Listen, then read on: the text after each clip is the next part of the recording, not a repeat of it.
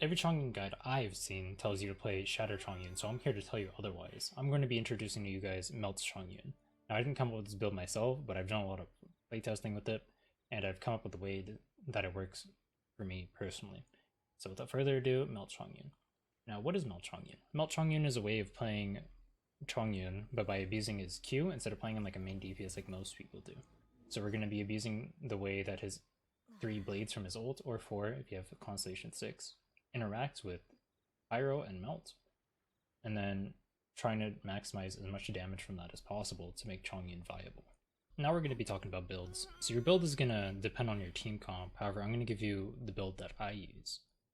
So in my case, I run 2-piece Noblesse with 2-piece Gladiator to max out his damage because I'm running Noblesse Oblige on my Bennett. However, if I was not running Noblesse Oblige on my Bennett, I'd be running 4-piece Noblesse on my Chongyun to sacrifice a little bit of selfish damage in order to provide a lot of utility for my team. So let's say I wanted to run my Bennett as a main DPSer and go Crimson Witch or whatever, and then I could do that.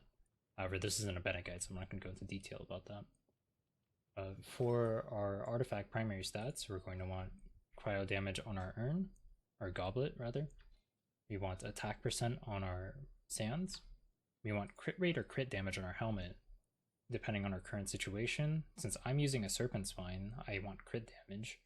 However, you want to maintain a 1-to-2 ratio with crit rate to crit damage, so it'll depend on whatever your substats and main weapon end up being.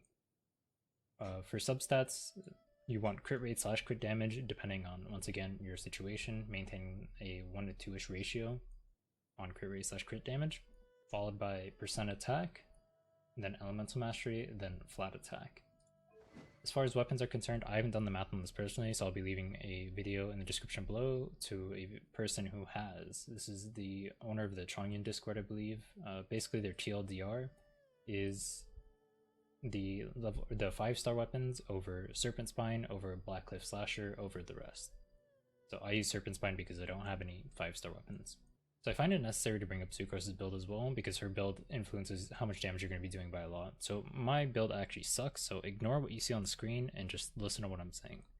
You're going to want a Map of Mirror or Sacrificial Fragments, ideally Sacrificial Fragments for the Elemental Mastery as your weapons, and then you want Viridescent Veneer, or whatever it's called, for the artifact set. This green one right here, the one that shreds, because that'll maximize your damage. You don't actually want an Instructor like I have. This is just a temporary set until I can actually get around to farming Viridescent myself. Make sure you have Elemental Mastery on the Sands, the Goblet, and the Helmet as well to maximize as much Elemental Mastery as you can, and then feed that over to Chongyun eventually, and that'll maximize your damage output. So let's talk about team comp. Obviously Chongyun is a staple. I mean, it's a Chongyun guide after all. He has to be a staple. I'd consider Bennett and Sucrose as much of a staple as Chongyun is. Without these two characters, I can't see this build functioning at all. Without Bennett, you lose the strong pyro application and the large amount of damage you'll gain from his ult from gaining the extra attack. And without Sucrose, you're going to be losing the elemental mastery, which means you have to build elemental mastery, which neuters your damage a lot. So I think that these three are staple. So then what do we use in the 4th slot for this build? Well, I mean, it really depends. You can use a variety of characters. For example, I use Zhongling, as you see right now. It gives you the pyro. I also use Jean, especially in open world. It gives me double an ammo. Later on, you'll see me using Chilled in Abyss, because I can use Bennett Chilled in order to vaporize Chilled ults and do a lot of damage there as well. So it really just depends on what you have and what you need. There's a lot of other characters that could be run as well, like you could run something like Ningguang, for example. It just really depends. It's hard for me to go into specifics because there's a lot of characters that'll fit into the slot, and so I can't really like talk about builds. Whatever character you put into that slot will also influence how you build. Like let's say you put a healer there, well then maybe Bennett doesn't want to be a healer anymore like he is in my team. Instead I'll move him into a DPS and use Crimson Witch, for example, which I mentioned earlier. Or maybe Chongyun has to be pushed into being more of a main DPSer. So he doesn't run Noblesse, or 4-piece Noblesse, so he runs 2-piece Noblesse, and you have to find another Noblesse user, whatever.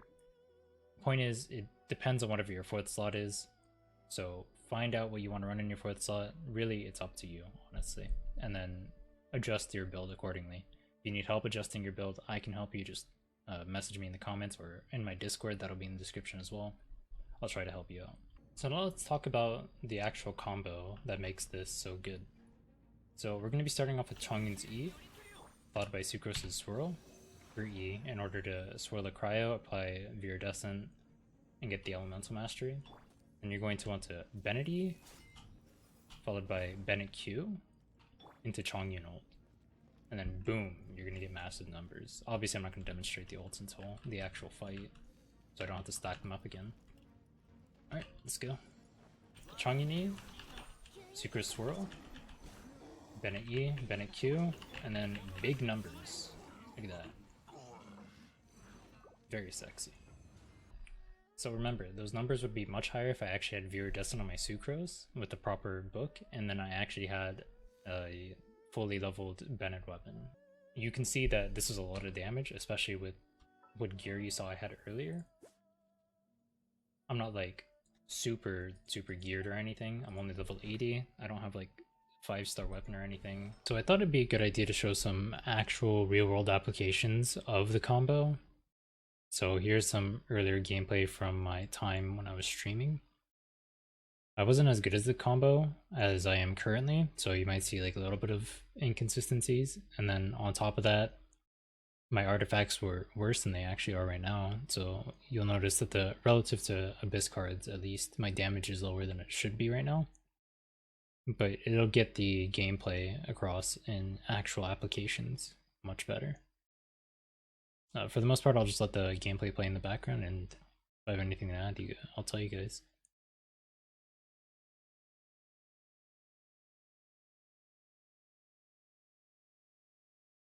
Oh, one thing to note is that you'll see my Bennett Q and my Chongyun will basically come up at the same time every single time, which is really handy because it makes it so I can use them all, or use them both together every single time.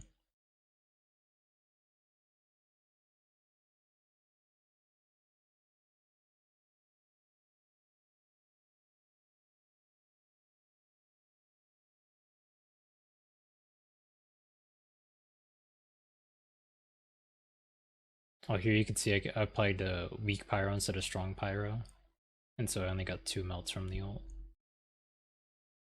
I think that pretty much wraps it up for this guide. I hope that convinced you guys that Melt Chongyun is the way to go. I like it a lot more than the Shatter builds. I think it's much more viable, and it gives you a lot more flexibility than the Shatter builds. Since you don't have to focus on using Chongyun as a main DPS, you can actually put him as a sub DPS, or you can use him as a main DPS in this build. It's really up to you, but it offers a lot more flexibility. I hope you guys found this video useful, and I'll see you guys next time.